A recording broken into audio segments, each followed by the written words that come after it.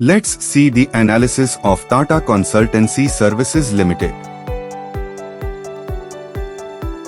Let's learn about the company.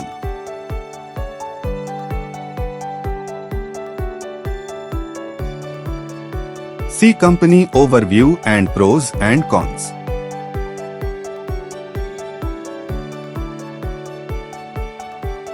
See its quarterly results.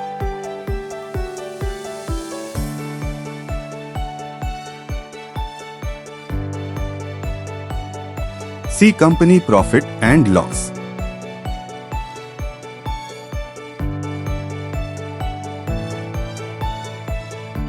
Compounded sales and profit growth. Stock price CAGR. Return on equity. See its balance sheet.